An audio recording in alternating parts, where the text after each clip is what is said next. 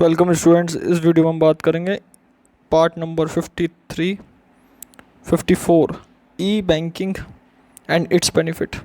Part number 54 में हम ई banking और इसके बेनिफिट्स के बारे में डिस्कस करेंगे। Business studies class 11th। सबसे पहले बात करते हैं ई बैंकिंग की।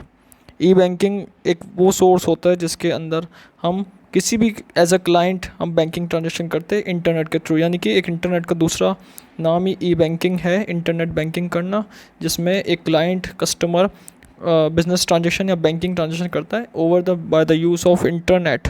एग्जांपल जैसे बुक टिकट कराना, एयर टिकट कराना, रेलवे टिकट कराना, नेट बैंकिंग के ट्रांजेक्शन से, so that is called E banking.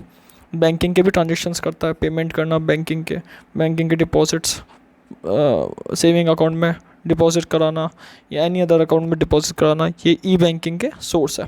So e banking refers to the process of a client doing banking transaction over the internet.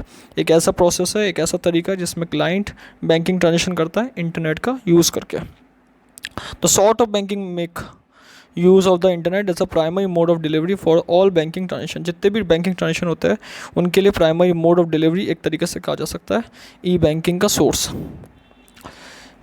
सबसे important point यहाँ कहा गया है कि बेनिफिट्स क्या है ई बैंकिंग के। कस्टमर को अलाउ करता है, first point, business transaction conduct करना कहीं से भी वर्ल्ड के अंदर, किसी भी एरिया से, वर्ल्ड के किसी भी एरिया से कस्टमर ई बैंकिंग का, इंटरनेट बैंकिंग का यूज़ करके बिजनेस ट्रांजेक्शन कर सकता है from anywhere in the world. Second point यहाँ पे आता है e banking facilitates digital payments, financial transparency. E banking digital payments को फैसिलिटेट करता है, प्रोवाइड कराता है। Third point, e banking aids the reduction of banking service operational cost.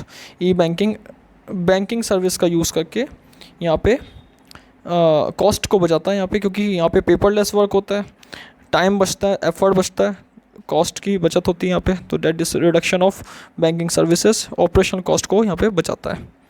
E banking का सबसे बड़ा फ़ायदा है कि जो ट्रांजेक्शन कंप्लीट होते हैं वो एटीएम और ट्रेडिशनल बैंकिंग से भी जल्दी होते हैं, क्योंकि हमें एटीएम और ट्रेडिशनल बैंकिंग में फ़िज़िकल एफर्ट ला के हमें जाना पड़ता है एक जगह से दूसरी जगह, या फिर एक प्लेस से दूसरी प्लेस तक हमें जाकर फिर वहाँ पे एफ़र्ट, टाइम और मनी तीनों का यहाँ पे लॉस खाना पड़ता है। तो इस कारण से ई बैंकिंग एक सबसे बड़ा बेनिफिट के रूप में आया है, जो ट्रांजेक्शन को कंप्लीट करता है फास्टर देन एटीएम्स और ट्रेडिशनल बैंकिंग के द्वारा।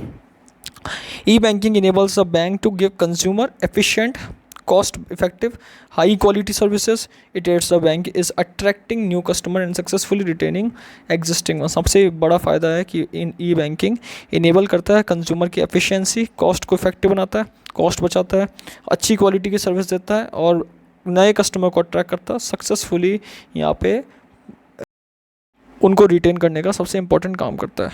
तो हमने यहाँ बात करी ई बैंकिंग के बेनिफिट्स के बारे में। Thank you.